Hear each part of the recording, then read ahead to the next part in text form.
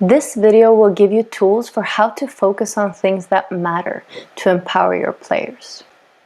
So there are several ways to do this. One way is to put more emphasis on development and effort rather than results.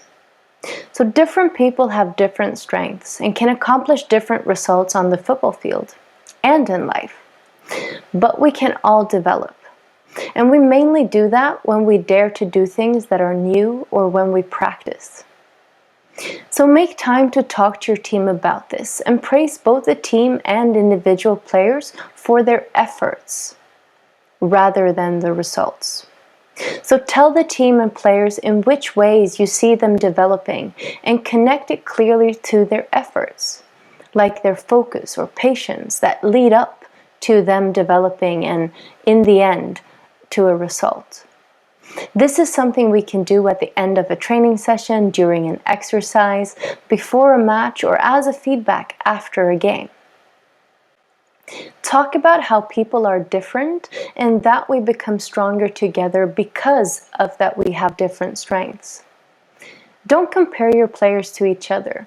Instead, give them individual feedback where you bring up how much they have developed in relation to their earlier performance. For example, for a player who is struggling with dribbling, emphasize how much their dribbling has developed during the last month or season. Emphasize that the development has happened because of their efforts, their hard work and determination.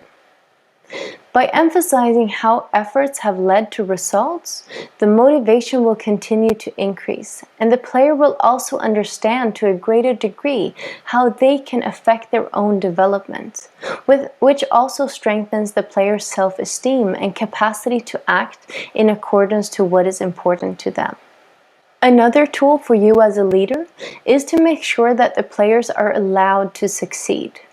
And more importantly, know that it is okay to fail. Failure is part of a development. Sometimes we have to fail in order to develop. And make this very clear.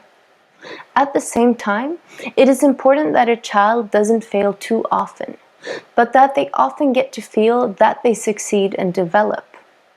So as a leader, it's therefore important that you pay attention to your players' strengths and weaknesses and place the training on a reasonable level, both for the team and the individuals in the team.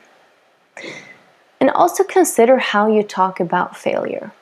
Often things called failures are things that simply don't end up the way we intended them to. So if a player makes a pass that doesn't go where she wanted it to, it can be more helpful to say, well, okay, it didn't end up where you intended. What can you do in order for the next pass to go where you want it to go?